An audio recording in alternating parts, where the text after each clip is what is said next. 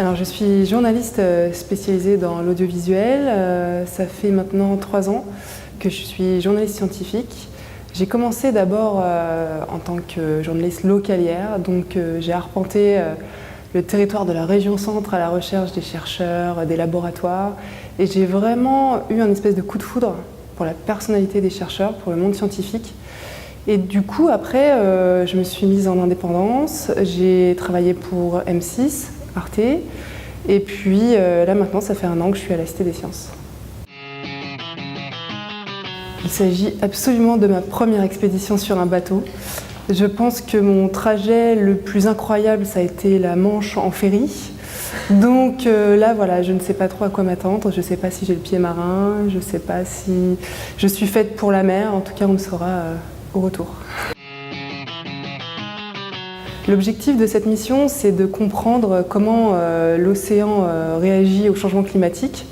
Et donc ça, c'est la mission des scientifiques. Moi, je vais m'intéresser à comment ces scientifiques travaillent concrètement, comment on explore l'océan.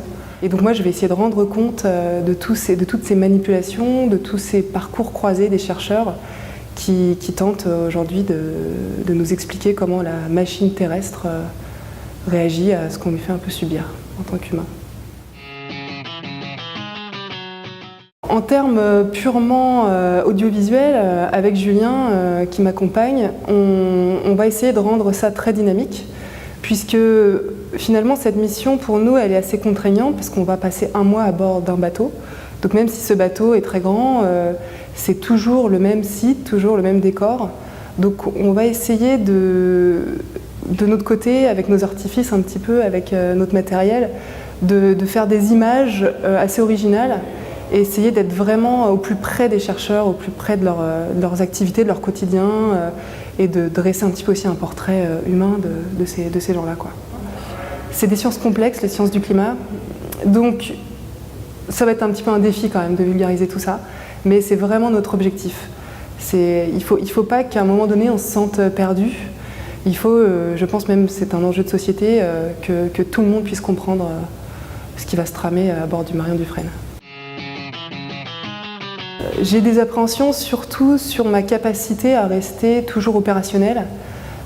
J'imagine que moi, voilà, je serai humaine et donc forcément il y aura des moments peut-être de fatigue ou tout simplement de trop-plein. Donc j'espère que justement l'équipe scientifique qui sera à bord, je pense qu'on sera assez complices aussi pour s'entraider et peut-être aussi par moments prendre du recul. Je ne savais pas trop comment ils allaient réagir, puisque je sais que je vais aussi représenter en quelque sorte un boulet quand même pour eux, hein. Je vais les gêner peut-être parfois, enfin, le moins possible. Mais ils ont conscience que leurs travaux ne peuvent être supportés par la société, subventionnés, accompagnés, que si eux-mêmes font cet effort de communication. Et donc aujourd'hui, les grands scientifiques qui font des grandes missions, finalement, ils trouvent ça presque normal qu'il y ait des journalistes avec eux. Alors, une fois la mission terminée, on prépare à la Cité des Sciences une exposition qui durera plusieurs mois. Une belle exposition, justement, qui permettra aux gens de vraiment s'immerger dans tous les décors que nous, on aura connus pendant ce mois à bord. Et puis, la série qu'on va donc produire, enfin un documentaire sous forme de web-série, sera en libre accès, logiquement, ad vitam aeternam, voilà, sur le site de la Cité des Sciences.